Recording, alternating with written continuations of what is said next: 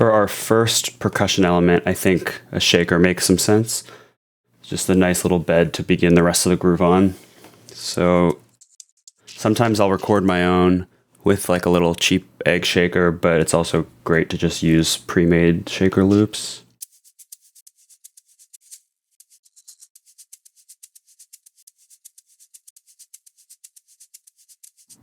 Okay, I like that one. The transient is a little heavy on some of the hits, and it's a little too dynamic for my tastes. A little harsh. So what I'm going to do is put a glue compressor on it, bring the attack down to very fast so it can shave off some of those transients. Now you'll notice if I bring the makeup gain up that all it did was cut the volume or cut the levels of the loudest while bringing up the quietest parts.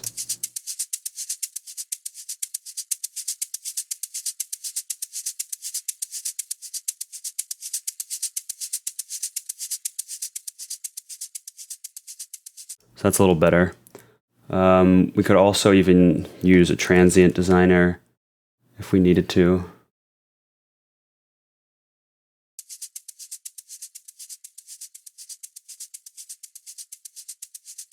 For more effect. I'll also put an EQ in there just to make sure we're getting no low-end energy.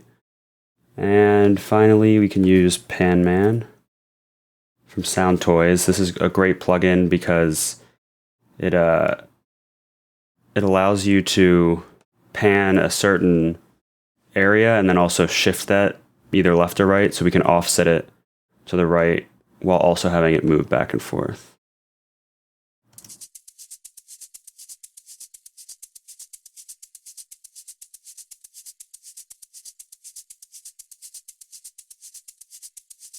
So it's pretty subtle, but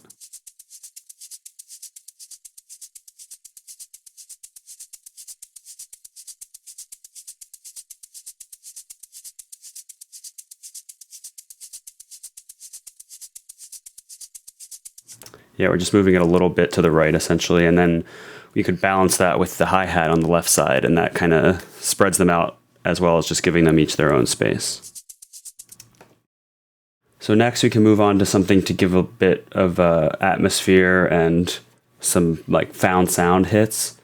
So what I like to do is pull up recordings that I just make like while I'm on the road. In this case, it was just some afternoon in Berlin, left my recorder out in a park. And you can hear what it sounds like.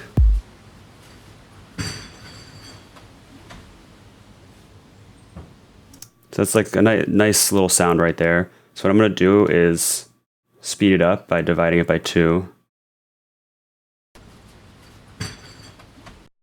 And then we can just start to make a little loop out of this. So if we change the warp mode to beats, keep it on transient, and then just do the forward arrow. If we bring this down, it's only going to play the sound when these transients are, which are those little white lines.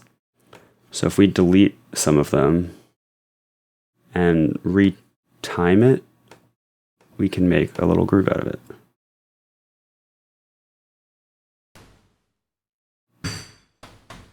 Let's do it with the rest of the track.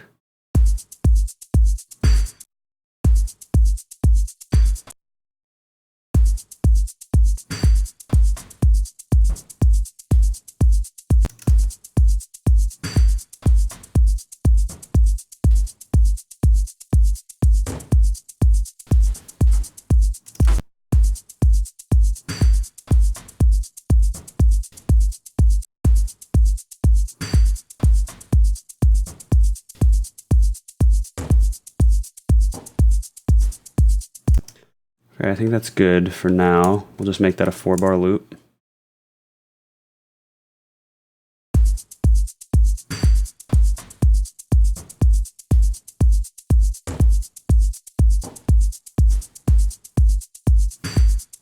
So that's sounding pretty good. If we want to raise the sustain, we can always raise this up.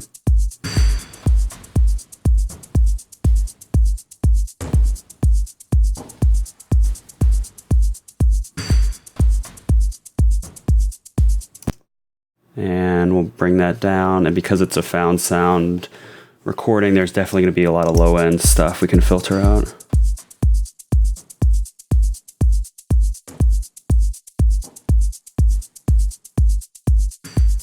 Cool.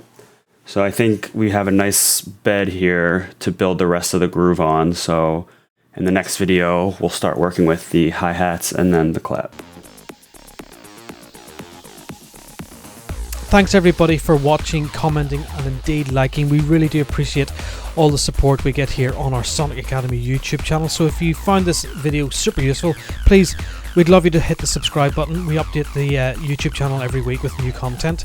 And if you want to watch some more relevant content, just click on the videos beside me.